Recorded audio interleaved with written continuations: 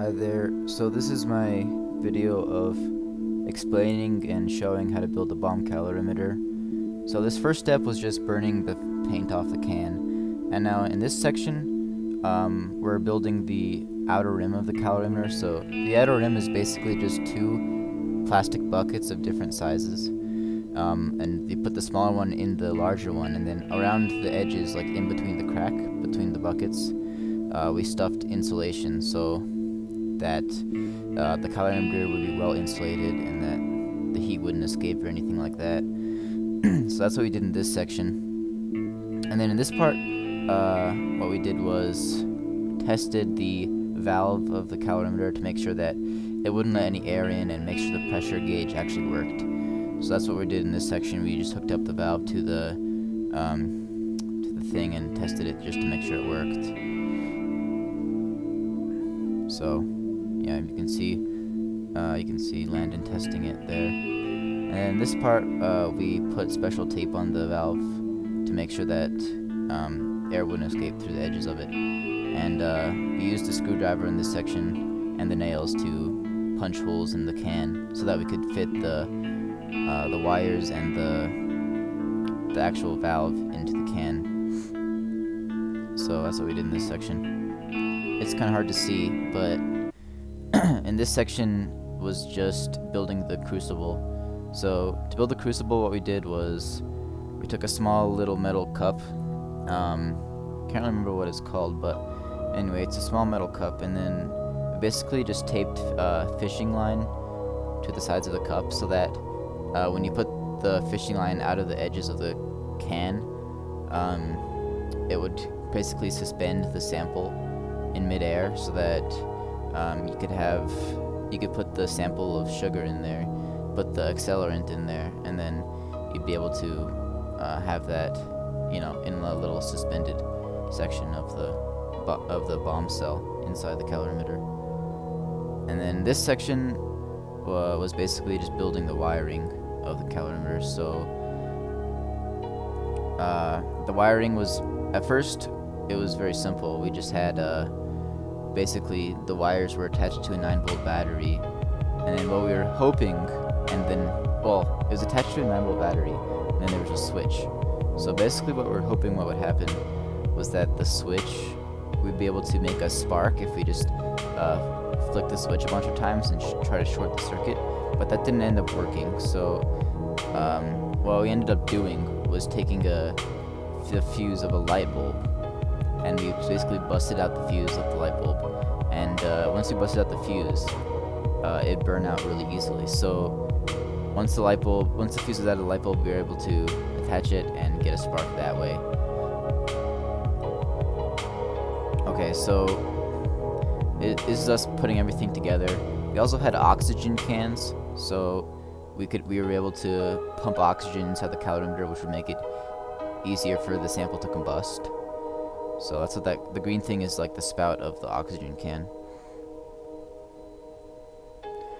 Yeah, it got pretty late, but oh, and that white thing, the big white thing on the table, that's the lid of the calorimeter. It's just plaster of Paris, so it's insulated as well. It also has holes drilled in the top of it, so you can fit stuff through. So once the calorimeter was assembled, the hardest part of it was trying to get the bomb cell airtight, because if the bomb cell wasn't airtight, the oxygen that we put into the bomb cell wouldn't have any effect, and it wouldn't work out. So we used hot glue and steel epoxy to try to seal off all the holes in the calorimeter. So that's basically what we spent a lot of time on during this section, was just using the hot glue to try to patch up all the little cracks. And we blow into the top of the valve. You can see that there. We blow in the top of the valve to see, to find out where the air was actually coming out of the calorimeter. We usually end up using a lot of hot glue in this one. So basically, because we used so much hot glue, we'd only be able to test it once before having to take the whole thing apart, which made it difficult to do like a ton of trials. It got pretty late towards the end here, but yeah. And this is only test 1 too. This is only the the first model. We have a whole second one that we built. So anyway, this one was actually a failed one, but you'll see in a second. We go out here to try to test it. So we pour the water in, and there's a thermometer you can see sticking out, and the stirrers in there as well. We made a small stirrer out of like plastic Legos. And so yeah, you saw it. We pumped the oxygen in, and so we were afraid that it might explode, so we had the little wooden box set up, but it didn't end up exploding. So we tried it, and nothing happened. The water temperature didn't change. So we weren't sure what happened, so we went back and opened it up and see what was inside. We're still not really sure what went wrong on this trial. It's possible that, you know, water might have flowed into the calorimeter because it wasn't airtight, or the oxygen might have escaped, and so it didn't light properly. There's testing the fuse. That's what happens when the fuse bursts. It makes a giant little fire. Not really a giant fire, but yeah. Anyway, so we've got to work making a second calorimeter. To be honest, I'm not really sure what we're doing here because I was asleep during this part. This is really late at night. But this is basically building the second calorimeter out of a different can this time. And we were hoping that this can would be more airtight and basically easier to use. It's just a normal paint can. It doesn't have a weird shape or anything like that, so we thought it might be easier to use. So we used the same valve and everything like that. We had to basically just punch new holes into this can, and that was basically it. So that's what we do in this section.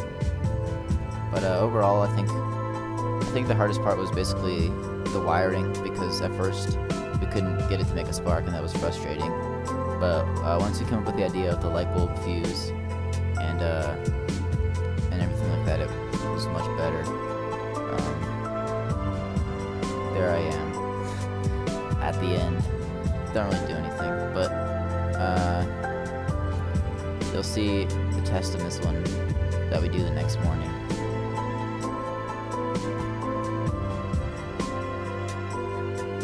Yeah, and so here's the next morning.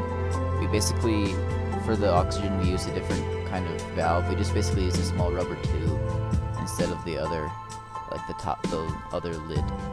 It just made it easier to pump the oxygen into it, and it made it so that less oxygen escaped overall, which was good. And for this one, to get it airtight, we also had to use a lot of hot glue. So we couldn't do many trials because every time we'd hot glue it, we had to take all the hot glue off, and it was very time consuming. But yeah.